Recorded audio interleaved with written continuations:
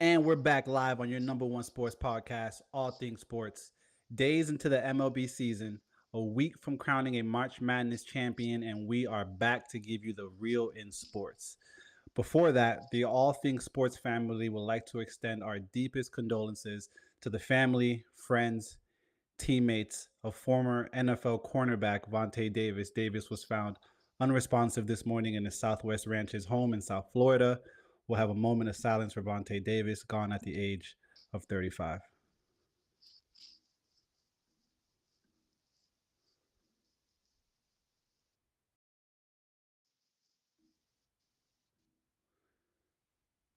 Gentlemen, we've made it to the final four teams in March Madness. UConn rolled past Illinois.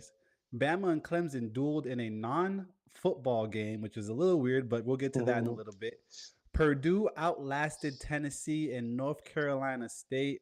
Pains me to say, but they take a commanding 2-1 season series tiebreaker over Duke with the most decisive victory coming in the Elite Eight. And that's where we will start in the Battle of North Carolina. June, I'll kick it over to you, man. And I want you to fill in this blank. Duke losing to North Carolina State in the Elite Eight feels. Feels like we met our match. Feels like we met our match. I thought that the way they played against us in the ACC tournament was maybe too good to be true for them. I thought that, it wasn't something they'd be able to redo in a tournament, in an NCAA tournament game, being as though we were in the Elite Eight, 4 seed, 11 seed. But as I said, man, it feels like we met our match. This is a team that was well prepared. They're well coached. And we talked about it last week. Their coach went from almost getting fired in the regular season to getting a 2-year extension once they won the ACC tourney and get their berth. And then they go and find their way to the Elite Eight. And now, this, mind you, they knocked out North Carolina and Duke of the ACC tournament, right? Um, and here they are, followed by the footsteps of DJ Burns and DJ Horn. Going to a Final Four, you got to give a lot of credit. And I know we talked about the Cinderella thing last week. Yeah, I must have been wrong, and I don't have an issue saying that. I'm upset in the sense that I think that as good as Duke, competed in that first half, just came out in the second half way too flat, way too flustered, unable to find a bucket comfortably, and guys like Jeremy Roach and Flip, I expected much more out of them. Like, Jared McCain had 32 points, and you got to give credit to, number 0. That guy kind of held us down in the tournament here. Flip had a good game in the Sweet 16. Roach had some good plays in the Sweet 16, and you know played well at times in the first half versus NC State. But these upperclassmen, we expected so much more out of them, and you know Filipowski getting fouled out. The body language of Filipowski to me wasn't there. I texted you after the game, or maybe just before it finished, like Terrible. this isn't what we want to see from our leader, our guy, right? Like he was flustered, he was uncomfortable. DJ Burns was unguardable, and you got to give credit to Burns because I mean, fundamentally sound, smiling while he's doing it. I could see why Filipowski was upset. Like when your opponent is balling and it looks like it's easy, that's frustrating. And when you can't get your shot going, you can't get your touches consistently. It takes you out of your rhythm. No excuse though. As I said, I think that NC State did a great job behind those two guys because after that they couldn't find any offense. All we had to do was either let them two beat us, which they did. Um, and one more thing, I think it was disappointing to see how we didn't go to Filipowski to attack Burns and Diarra in foul trouble. We had them in foul trouble early. We had, made their coach Keeks take them out at inopportune times for them. We went on little stretches, had a 7 point lead, 6 point lead for like, toward the end of this first half. I thought in that second half, we needed to come out and Flip needed to just go attack, and force them to, draw that contact, force them to foul you, and put them in an uncomfortable position, as opposed to now we're in the uncomfortable position where we've got a couple guys in foul trouble, and the refs aren't going to be your friend. So all in all, I think it was pretty frustrating. I think Shire did a good job with these guys, and for him to be in, what is this year? This is year one, right? Year two. This is year two now. Him being year two, I was like, I feel like there was a year last year, Yeah, last year but we were bouncing around the 32. This year, bouncing the Elite Eight. I mean, yeah, you have to acknowledge the growth, acknowledge the improvement from a coaching standpoint, from an all around team playing standpoint. But it's frustrating, man. I thought we weren't gonna let this Wolfpack team come and beat us again and knock us out of another tournament. So Yeah, and hats off to Shire, man. I mean, he's now a coach. Obviously, was a player for this, Duke squad. Did win national championships. Acknowledge how hard it is to get to, not only the Final Four, but just to the Elite Eight, to the Sweet 16. He experienced it. He played through it. Hats off to him. Class act. Told the reporters, look, at this point right now, I feel sorry for these guys, and he stood behind his coaching and he stood behind his players. Now, when we get to the player side of it, Filipowski fouling out with like 4 minutes left in the second half, 4 minutes left in the game. Unserious basketball. And we're not saying that you can't be frustrated. Like, I mean, we're human, you're human, you're going to get frustrated. But just the level that your body language is showing the frustration and flailing your arms in the air, waiting for a call and looking at refs and just really not in the game itself. I mean, like you said, it's not something that we expect from a leader or expect from a player in general. Like this is Duke. Like we are a class act. We don't do you know the shenanigans. We don't do the poor body language. You're not slowly walking back during a timeout. You need to pick your feet up, bro. Like you just look like you're not really yeah, into it. Like, now, hats off to North Carolina State to play the hell of a game, mind you. First game of the season when we beat them, Burns had 27. Burns got off that game. He had 27 points. And which in my head I was like, look, they made the adjustments the second game. Now it's up to us to make the adjustments for the third game. If he's gonna get off, he'll get off. But we need to contain everything else, and we just didn't really make the adjustments coming into the second half. Now, Kev, you've been big on North Carolina State being a true Cinderella. What did they show you against Duke that backs that up? I just think they're a tough team. Like they were down at the half and easily could have packed it in, and they looked Duke.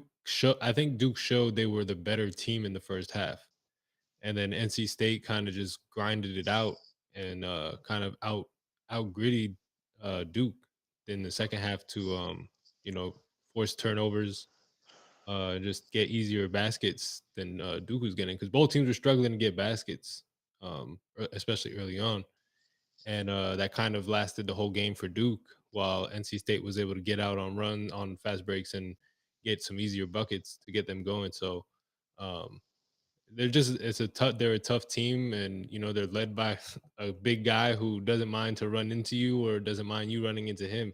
So I imagine you were talking about Flipowski and his frustration. I imagine that could have something to do with it because it's yeah. never fun going up against those big boys like that. Yeah, it's. I don't want to talk about it anymore. I'm gonna kick it over to the chat because happy things are happening in the chat. Shout out to Brill in the chat telling us Iowa's going crazy. Cardi in the chat talking about how we're watching the future faces of the WNBA. Brill commenting back saying this is elite hoops. And I was gonna wait until later on in the show, but you know what? Let's just kick it over to a quick live look. And I know the third quarter just ended in this LSU Iowa game. So we're going into the fourth quarter. LSU down 58-69. Angel Reese 16 points, 16 rebounds. Caitlin Clark 31 points, 8 assists. You guys have been a little more tapped into the game than I am. June, what are you seeing? Who do you think is going to pull this dub off? I mean, we got a good game here. Shout to Brill, shout to Cardi. Appreciate y'all tapping in, week in, week out. Um, we're seeing some of the best athletes in women's college basketball go toe to toe, right? We got girls like Flau'jae Johnson, Angel Reese going against, and also Haley Van Leach. Shout out to her, Caitlin Clark, and Caitlin Clark is really going to be the talk of town when we talk about Iowa. No disrespect to anybody else, but with 31 points, almost half of their points, um, and them having this 11-point lead at the end of the third going into the fourth. We saw what she was able to do coming out of the halftime with lighting them up from three. Angel Reese was able to assert her dominance in the first half, had a great first quarter, came out scoring, rebounding the ball. But Caitlin Clark, man, she has a switch. She's just one of those players, call it women's Steph Curry, whatever it is. Like, she has that switch and she understands the moment. As much as I would like to see LSU have their chance at a back to back, and how cool that would be for their school and for me being a fan of Angel Reese. I do think it's also very cool to see Caitlin Clark go and rewrite her story as far as losing in the championship last year and trying to make her name for herself as a champion, not only one of the best scorers, if best scorer in women's college basketball. Um, as far as tonight, I do think Iowa's going to close this out. Caitlin Clark, 2 or 3 or more of those threes, and it's not only 3 more points on the board, but what I'm noticing from LSU is the deflation when she shoots them and makes them. Angel Reese being at the top of the list. We talked about it with, Filipowski versus NC State. I mean, you got to be able to keep your head in the game, stay with it, especially when you're a leader.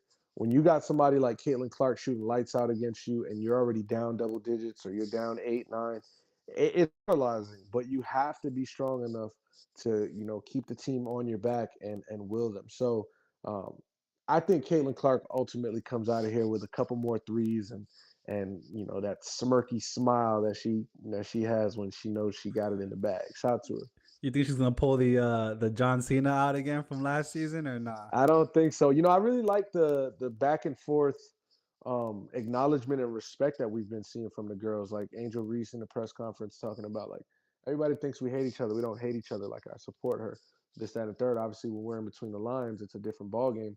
And Caitlin Clark kind of just sharing the same sentiment as well. But um, this is something that I think we need to not take advantage of or not take for granted, as far as seeing two athletes really go toe to toe in real time. This is greatness here we're watching. Yeah, Yeah. very before you go, my fault. Okay, very Kobe-esque. I mean, Kobe was definitely known for, hey, I love y'all off the court. And I mean specifically, we all know the story Yeah, of the FIBA Cup. Where he's like, yo, I know what play they're gonna run, and Paul's gonna be the second screen. I'm running through his chest. Like, I'm that's your running through it. teammate, bro. Nah, fuck that. We're at war right now. So very Kobe-esque. I definitely do love the energy, the respect, the camaraderie that they have. Kev, what were you saying? No, I was just saying that. I mean, that's being a competitor, right? Like that. At the end of the day, that's all that is. Like we go when I used to. I'm over the hill now. I'm not in my prime anymore. But when I used to go play basketball with my friends back in my day, we when we were on different teams, we didn't like each other either. You know what I mean? Yeah, That's just part of the game, and it's you get off the game's over and you go back to being friendly. But that's when you're yeah, between the lines. But as far as this game, yeah, LSU's the bigger team and needs to play a slower game because Iowa's been speeding them up all night and just pushing the pace, and LSU's been getting into that game with them. And it's harder now that you're down 11 in the fourth quarter to try and slow the game down. But so we'll see what happens here. But I don't like the position that LSU's gotten themselves into. The other matchup in the Elite Eight women's tournament that we have tonight, number 3 UConn versus number 1 USC. Juju Watkins versus Paige Buchers, who season was cut short last year due to injury, so she's back. And I mean Juju Watkins, who kind of proverbially came out of nowhere, and I'm a big fan of her. Hell of a Yeah, baller, throws up shots yeah. like crazy, but hell of a baller. Paige Buchers kind of comeback tour, Elite Eight, UConn favored by 3.5 points. This will be played in the Moda Center in Portland, Oregon.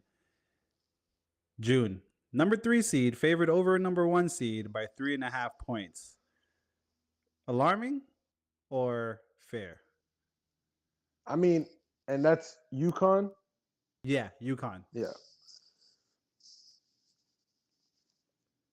Yeah, call it what you want. Honestly, I'm not really concerned as far as who's the favorite in this game. Once we get to this point in the tournament, Elite Eight, and by the way, there's one more of those Caitlin Clark threes to put them up 10. But um, who's gonna win tonight? That's all it is. Who's gonna come out? Who's gonna be focused? Who's gonna play hard for? I was gonna say 40. I believe it's 48 minutes. They're playing. Are they playing 12-minute quarters in 40 girls minutes basketball? and 40 10 minutes. minutes. All right, 10-minute quarters. So, who's going to play harder for the 40 minutes and come out victorious tonight? Anything you did all season, the only thing it has to do with the game tonight is if you can do it right now. So, with Paige Beckers coming back from injury, her season was cut short her freshman year. She was supposed to have this, superb season. I thought that she would get the, Juju Watkins-esque treatment that Juju's getting, and deservedly so. She has one of the most, I think, she has like the most points scored as a freshman, or she's like in second place for so. A lot of credit is due there. My thing, see, she needs 8 points to break the D1 scoring record. She has 891 points right now as a freshman. And, I do criticize the fact that the shooting percentage isn't always great, but she finds a way to get a bucket, and we can't deny that. I'm rooting for Paige Beckers and UConn tonight because, again, Paige Beckers was hurt last year, and she was supposed to be the truth. She's shown this year she is what we thought she was. And in the tournament, she's averaging 28.5 a game and 8.5 assists. I mean, what more could you ask for from her? So I do look for her to be the reason that UConn comes out victorious today. And they're going to try to get to their Final Four, much like a UConn men's team. And for a university, it's got to be pretty exciting when your men's team and your women's team find themselves in the Final Four, possibly a national championship. So I think that storyline and the Paige Beckers, return to glory kind of thing has me leaning toward UConn more. But I wouldn't be surprised if Juju comes out real special tonight and puts on a performance and makes us all remember her forever. Kev, who you got tonight? UConn or USC? For selfish reasons, because Gilbert Arenas said that Juju Watkins would shut Caitlin Clark down. And these days, I love seeing Gilbert Arenas make a fool of himself. So for selfish reasons, I'm going to be rooting for USC to play Iowa in the Final Four. But you mentioned the UConn women looking to join the men. NC State men and women are both also in the Final Four. So we could have two schools with both men and women basketball in the Final Four. I will say this. It does look like the UConn men are going to come out with this whole thing, right? Whoever has to end up playing South Carolina, I just feel bad for it because I think they're miles ahead of each team in this tournament. And it could be Caitlin Clark's and her Superwoman threes.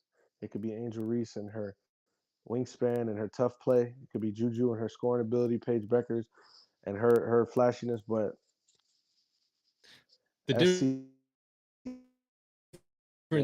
I'll say the difference in the men's UConn and the women's South Carolina team is the men's UConn team hasn't showed any sort of chink in their armor.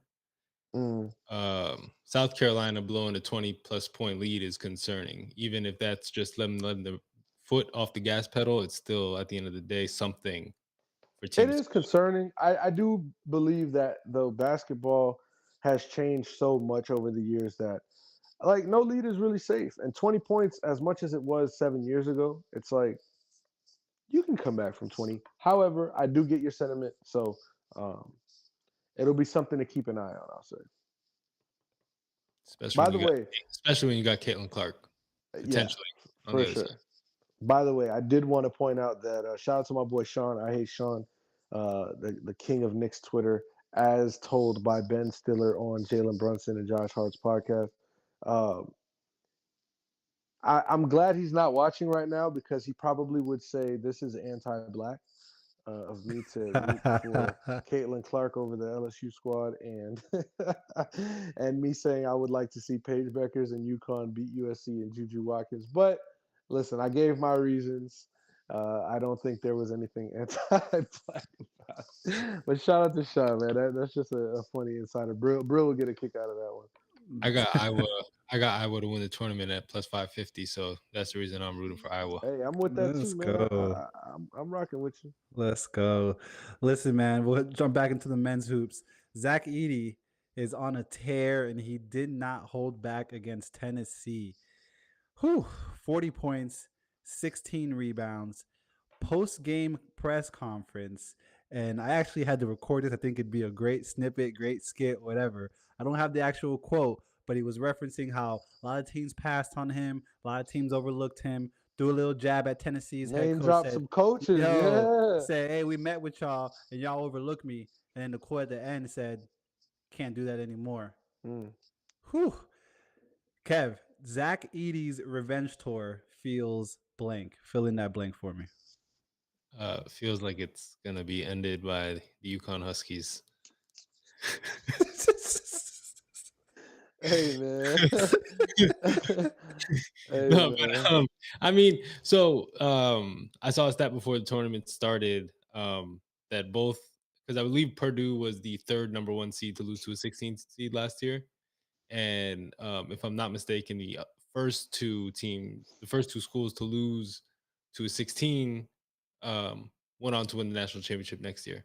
So there's definitely some Oh, sort wow. of get back to it. But yeah, I just think UConn's looked phenomenal all tournament, and they don't look like they're missing a beat. And I don't know, it's gonna be a tough team for them to finish that revenge tour against. I do think they'll get there. So there's that. But To the final, you say you think they'll get to the final? yeah, I think they make the championship. But just as far as the revenge tour, I don't know that he'll be able to complete it. If he does, great. But yeah, he's been, I mean, for that guy, he's probably, I don't even know where he's projected to be drafted. I've seen some say 14. I've seen some say late first. I've seen some say second round. So I'm sure we'll get a clearer picture on that as the draft comes up. But yeah, I mean, good on him to take a school like Purdue, get them a one seed back to back years, and he's on to the Final Four. Yeah, his press conference seemed very Kanye West-y when Kanye won the Grammy, and he was like, everybody wanted to know what would happen if I didn't win. I guess we'll never know. June, how do you feel about this revenge tour, and how does it feel? I mean, Zach Edey, shout out to him. Like, he's also a guy that, yes, he did come out in this conference and say this, but he's always been a humble kid. You know what I'm saying? Like, I'll say that about him. We don't hear him talk about himself. You know, Purdue is a humble team. They worry about what they got in front of them. So I do respect him as a competitor, and I also respect him being a little arrogant there and kind of getting that shit off because they finally made the Final Four, right? We thought Purdue would make this Final Four a year or two ago, and they haven't been able to get over the hump. And that's probably like a weight being lifted off their back where Zach Edey's like, bro, first of all, I just put up 40 and 15 on a team that didn't want me. So, yeah, fuck y'all. Facts. And I have no problem with you saying that because he didn't say anything false, right? Like he's kind of just standing on business on what happened. And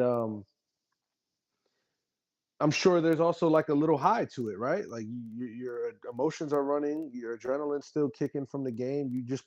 Like I just put the stat line up, 40 and 15. Like, this isn't if he would have went out and dropped a 20 and 10, 15-10 game, like, all right, relax, pump the brakes, you're talking kind of spicy. No, he went out and dominated this team. And we have to give a lot of credit to that Tennessee team because this wasn't a pushover game. This wasn't a we can do this any day of the week. No, it took a lot out of Dalton Knecht, who, as their star player, 37 points. You look towards your bench, you look toward all your other teammates. You say, I can't get fucking 10 points from anybody else. Serious? Like, like, first of all, we got a starter with 0 points, and he played 10 minutes. But my thing is, Tennessee, you need help. You know what I'm saying? You can't expect to go and score 37 points all by yourself if you're Connect and try to win this game versus a guy like Edie. Um, Edie didn't have the most help. He only had one other player in double figures, but he had somebody with 9 as well. And um, at the end of the day, it was just him asserting his dominance in the paint and Tennessee not really having a match for that. And similar to like Duke falling victim to the DJ Burns, just who's gonna stop him? Can we put Flip on him? Can we put Young on him?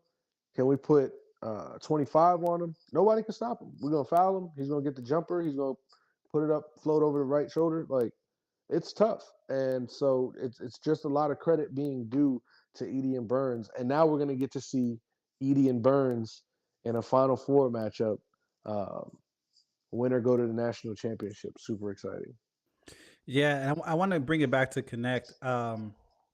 Tennessee had a total of 62 field goals total as a team. Dalton Connect took 31 of those shots.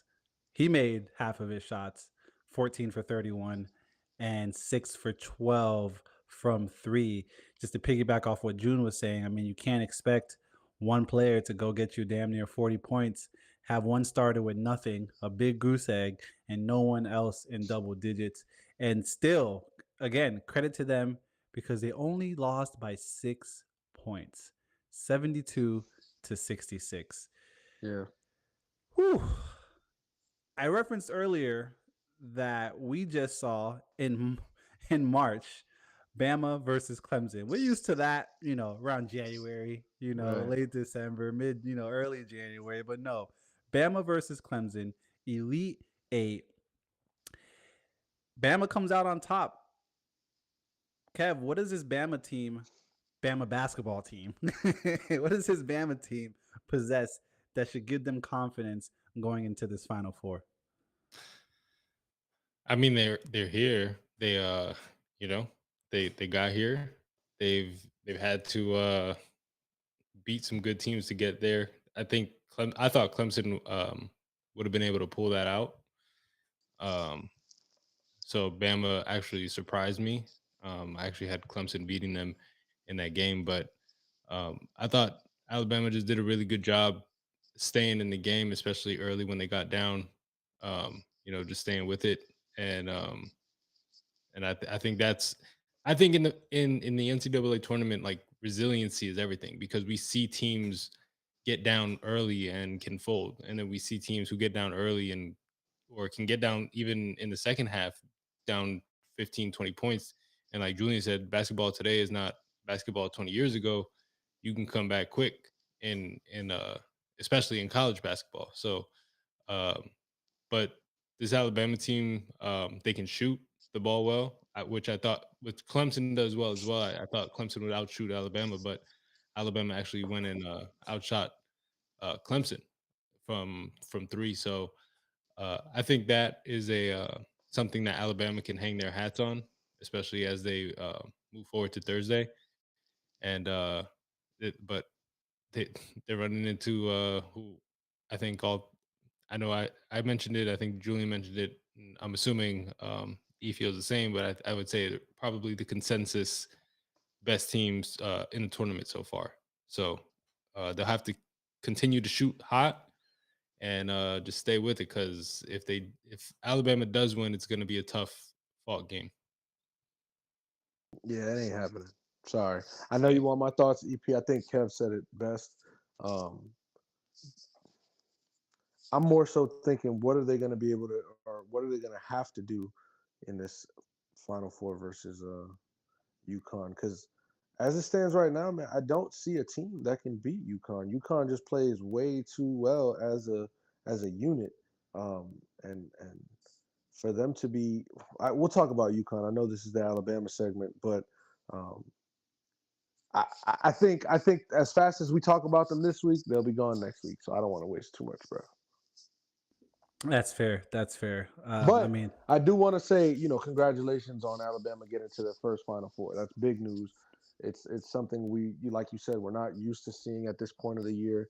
We're used to them, dominating in the football category, not the basketball. hey, and not for nothing. At least I did last year, primarily because I was a little bit fixated on one player in Quinterly, who eventually, after last season, transferred over to Memphis.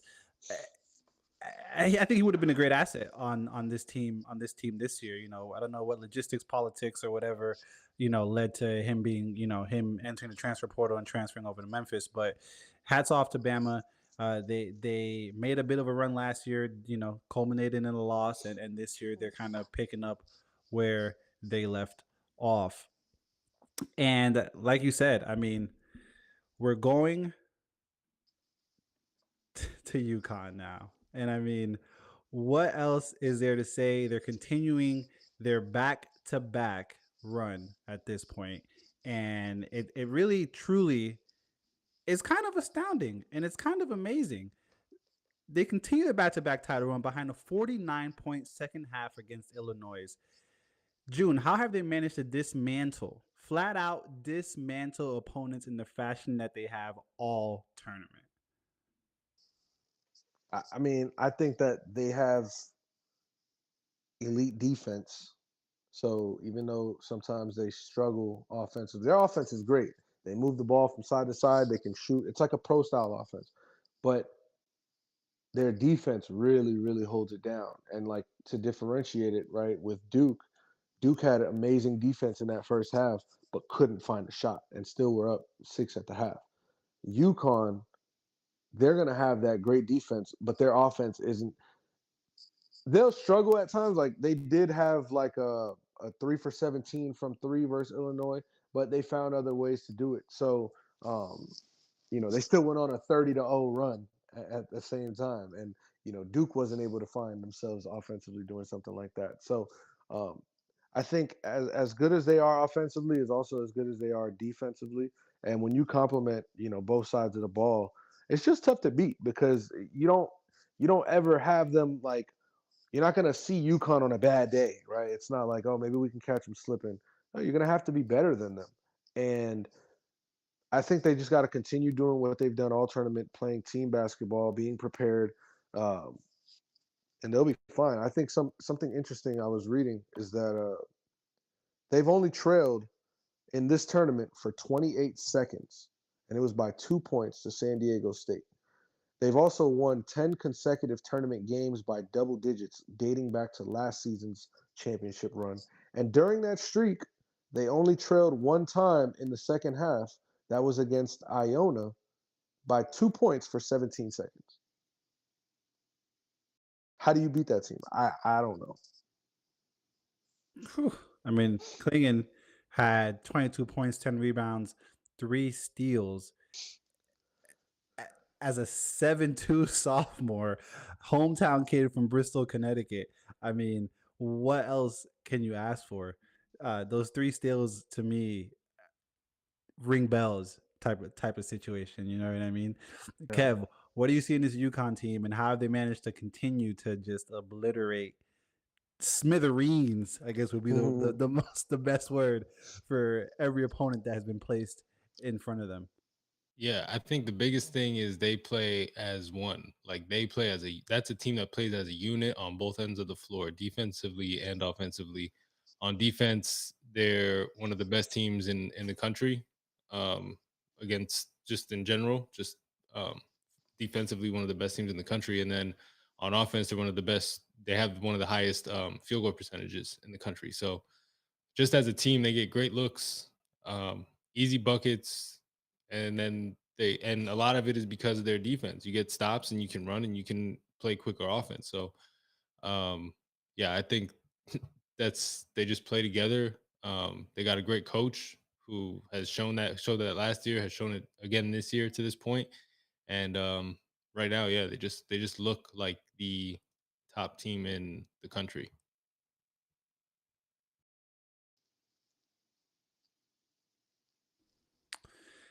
I do think that they will more than likely repeat, but we will obviously give our preview when the time comes. Whew, what an exciting tournament it's been thus far. Like I said, we're down to the final four teams. Unfortunately, Duke isn't there as much as we'd want them to be there. We'll kick it over to MLB opening weekend. That's been, I would say, not just as exciting, almost as exciting. But Kev, what are some opening MLB weekend highlights, standout performances? What did you see? What are you excited to see moving forward this year? Um, didn't love the Marlins getting swept. Um, bullpen is terrible. I might go see if they need an arm. Uh, but I did love the Yankees sweeping the Houston Astros in Houston. I think I can speak The for every Trastros, baseball the fan. Astros. I speak for every baseball fan who's not an Astros fan, including Red Sox fans who say fuck the Astros. Forever. But yeah, so seeing that Juan Soto, I mean, come on, man. MVP. Give it to him already after 4 games. MVP Juan Soto. Shout out to Alex Verdugo because he had a tough, not a tough weekend, but there were some tough plays that he couldn't quite come up with in left field, and then ended the sweep and the game on Sunday with a nice sliding grab. So shout out to Verdugo for keeping his head in the game and getting that done there. Like that guy.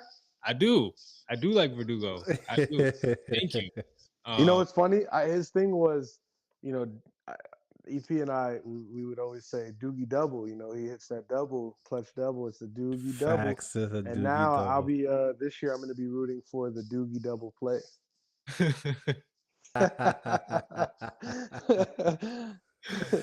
Oh Yeah, shit! but I mean, yeah, big weekend for the Yankees, especially with Cole, not available to start the season. So Gone went into till the Houston, summer. won 4 straight. Yep. As long as he's here in October, that's all that matters. Yeah. I was interested to see Shota Imanaga, 6 innings, 2 hits, 9 strikeouts in your debut. Granted, it was versus Colorado, so it wasn't, the best hitting team he played. But for you to come out, I always think it's interesting from a guy to come from Japan or overseas anywhere, whether you're coming from like Jokic in Serbia or, Luka Doncic playing Real Madrid basketball since he was 16, now in the NBA. And mind you, Luka, side note, they're saying he's now eligible for a 5-year, $364 million max contract. We're talking, you thought Jaylen Brown got paid. This was insane, but that's just the way the league is going. But yeah, I was really impressed with, Shota. It's awesome to see somebody step out of their comfort zone, come to a country that they're not even familiar with. And Shohei Ohtani is the prime example here because whatever he's dealing with the scandal, and he's the cream of the crop right now, but he's that for a reason. And so much like Shota did it, Shohei Ohtani did it, and his nickname is the throwing philosopher. So it'll be interesting to see what he can do for that pitching staff in Chicago. He was able to get the win in their home opener, which the Cubs had interesting pyrotechnics for their home opener. I don't know if you guys saw, but very unimpressive. Get better. Was it a fog machine? It was just like fire, like little firework things, but they were like this big, like shooting up. Like Like it's like if bottle you were 15 years old wrestling with your friends doing an entrance, it would have been great. Like that would have been, like if you guys would have had those in your videos, Kev, amazing. But for Wrigley Field standards, No, we were better than those two. What are we doing? What are we doing? Some standouts for me. they're all going to be betting wise. But anyway, some standouts for me. One, Patrick Corbin is still Patrick Corbin, and we will have a weekly Patrick Corbin day this year. The over does cash in his first outing this year. The shit was at 10, and the total cashed. So Patrick Corbin is still Patrick Corbin. Hey, Corbin. The other standout, which is actually Patrick Corbin's teammate, Josiah Gray, still fadeable on the road. Love to see it. Love to cash on you. Thank you. Well, love to cash bets on you. Pause. That was crazy. Love it. Awesome. Cool. And Patrick Blackburn from the Oakland Athletics. You are still backable when you're on the mound. Beautiful thing. The world was on Cleveland -1.5. Everyone said take it to the moon. I said y'all can have it, even though they lost. Y'all can have it, but give me Patrick Blackburn in the first 5. A's in the first 5. We cashed the ticket. Let's get it. This is how we start the MLB season. Let's and of go. course, as you know, the other resident Yankee fan. I mean, great to sweep the trash throws, Astros, the garbage bangers. I don't know what to call you. I feel like that SpongeBob episode with the hashling slasher, the Astros, the trash. You know, the trash throws is actually a double entendre. Like for them being trash, but they're also banging on trash cans. So. It's bars. I still got it in me. Don't get fucked up. Don't make me go to the booth. Don't go back to the booth. It's crazy. Hey, Kev, you was mentioning the Marlins underwhelming in that first series. They're losing to the Angels right now. Mike Trout hit a 400, I think it was like a 437-foot home run center field. I saw that. I also went to opening day, which you would never know that Miami police planned traffic routes. You would have thought they woke up and found out the game was that day. Wow. Because parking was atrocious. Get better. The park has been there for 12 years now. We should have this figured out by now. Hey, to their defense, it's like you put it in the middle of a neighborhood, and yeah, I mean that part I was understand. Stupid. It's just Don't like block off 3 streets that lead to the park and force everybody down one road. That's terrible. But I did cash a same game parlay because when you go to a game, especially now that the Hard Rock is so readily available, you have to put in the same game parlay to make it a little bit more exciting. Just have to. So I did cash I believe it was like a plus 485. Nice. Oh, you got me. Let me get $1, bro. You got me. You got. I will more than likely be at the Braves' third home game this weekend. I'll probably have some boots on the ground. We'll talk more about that on Thursday. You gentlemen have anything else you want to get to before we? Actually, I'm tripping. I have something else on the list. Duh. We'll kick it over to the NBA real quick before we get up out of here. Pat Bev had some quick comments recently on his podcast. Where he said that he told Shai Gilgeous-Alexander that they would not beat the Nuggets and to not worry about seeing anybody in the month of June. Right now, OKC is in first place in the West. If I'm not mistaken, you guys can correct me if I'm wrong. I think that they have half a game on Denver right now. Same amount of wins, one less loss. I don't want to say an upset because I don't think that they'd be able in a 4-game series. It's probably going to go to Game 7, but I mean it's Nikola Jokic, it's Murray, it's MJP, it's the gang. But what does this OKC squad have that should give them confidence in facing Denver this year? June. I would say it's 3 over Denver right now. Denver beat them in October, which feels like last year at this point, and they beat them good. They beat them by like 30-something points. Ever since then, the Thunder have beat them by 5, by 1, and by over 20. So, history biased, recency bias says OKC's just fine. I don't think they should be worried about Denver at all. Obviously, Denver in the playoffs, Nikola Jokic turns it up a little bit, but this OKC team's problem is like rebounding, right? That's kind of their big thing. They get out rebounded by the bigs, Anthony Davis. I don't think they have that concern with Denver. And as great of a rebounder as Jokic is, and he does play 38 to 40 minutes, a night, but he's their only great rebounder. I don't see, and Aaron Gordon gets to the boards, but he's just the athletic body. So if you can, go board for board, Chet Holmgren, hopefully he holds his own, and then you find some of your bench guys to do some dirty work. They don't have any concern with scoring. They don't have any concern with, like being able to compete offensively or get stops. This is a great team in OKC. So um, this season they've done their job, and I mean, yeah. If you ask me if in a 7-game series who comes out victorious, I do think Denver wins that series. But the question you posed was more so from an OKC perspective. I think they're fine. Kev. I mean, yeah, the one thing I would say that Denver has over them is experience. Um, but at the end of the day, you still got to go out and play the game, and OKC has shown Right. one that they can win games and win close games. And I think that's the biggest thing for OKC is just like that Knicks game last night, even though they did everything possible to try to give New York that game, they still came away with it. And I think that's been the biggest thing for them is they're a young team, but they've shown time and time again that when it comes down to those clutch situations, I think Jalen Williams leads the league in field goal percentage in clutch time. And he has been more of a closer to me than Shy has for them because you know what you're getting out of Shy. You know you're getting the ball and he can go get his bucket.